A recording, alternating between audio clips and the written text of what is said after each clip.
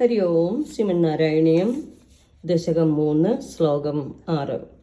ഭവൽ ഭക്തി സ്ഥാവൻ പ്രമുഖ മധുരാ ത്വദ്ഗുണരസാം കിമപ്യാരൂഢാചേൻ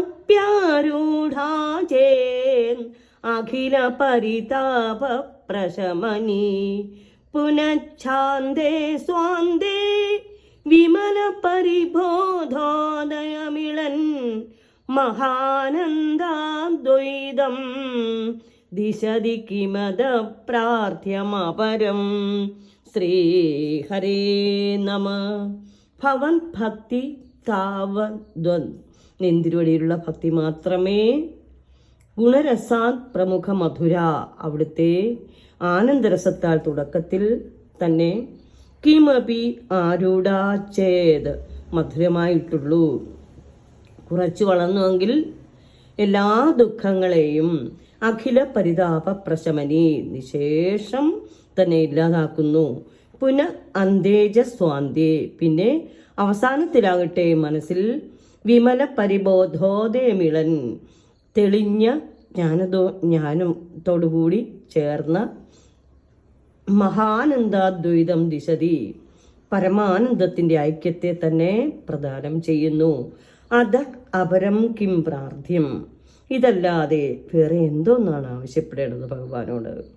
ജീവിതത്തിൽ സുഖവും ദുഃഖനാശവും ഒടുവിൽ മോക്ഷവും ലഭിക്കുക എന്നതിൽ കഴിഞ്ഞ ആർക്കും ഒന്നും തന്നെ വേണ്ടതില്ല.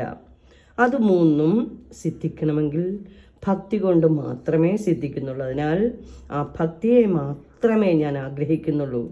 അതുതന്നെ എൻ്റെ രോഗക്ലേശങ്ങളെ മാറ്റിക്കൊള്ളുമെന്ന് എനിക്ക് ഉറപ്പുണ്ട് എന്നാണ് കവി താല്പര്യപ്പെടുന്നത്. ഭക്തി ഉണ്ടെങ്കിൽ എല്ലാം സാധ്യമാകും. ക്ലേശങ്ങളെല്ലാം അകറ്റി കർമ്മേന്ദ്രിയങ്ങൾക്കും ജ്ഞാനേന്ദ്രിയങ്ങൾക്കും ഭഗവാനെ ഭജിക്കുന്നതിൽ താല്പര്യം ഉണ്ടാക്കിത്തരണേ എന്നാണ് പ്രാർത്ഥിക്കുന്നത്. അവിടുത്തെ ഭക്തി ഒന്നുണ്ടെങ്കിൽ മാത്രമേ അത് സാധിക്കുന്നുള്ളൂ. അവിടുന്ന് അതിനുള്ള ശക്തിയും തന്നനുഗ്രഹിക്കുമാറാകണേ.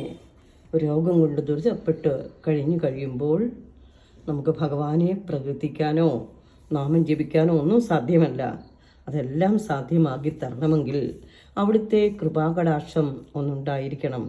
അത് ഉണ്ടാവണമെങ്കിൽ നമ്മുടെ മനസ്സ് നിത്യാനുഷ്ഠാന കർമ്മങ്ങളും ചെയ്ത് ഭഗവാൻ തൻ്റെ ഭാഗവത്തിൽ കാണിച്ചു തന്നിട്ടുണ്ട് എങ്ങനെയാണ് ഒരു മനുഷ്യൻ ജീവിക്കേണ്ടതെന്ന്. പ്രഭാതകാലത്തിൽ ഉണർന്നെഴുന്നേറ്റിട്ട് സ്നാനകർമാദികളെല്ലാം ചെയ്ത് കഴിഞ്ഞതിന് ശേഷം ഭഗവത് ഭജനം, ജപം, ധ്യാനം ഇവയൊക്കെ ചെയ്തതിന് ശേഷം മാത്രമേ നമ്മുടെ മറ്റുള്ള പ്രവൃത്തിയിലേക്ക് ഏർപ്പെടാൻ പാടുള്ളൂ എന്നുള്ളത് നമ്മളെ കാണിച്ചു തന്ന് അവിടുന്ന് അതെല്ലാ മാർഗങ്ങളും നമ്മൾ സ്വീകരിക്കാൻ വേണ്ടി നമുക്ക് പറഞ്ഞു തന്നതാണ്, കാണിച്ചു തന്നതാണ് ആ ജീവിതം.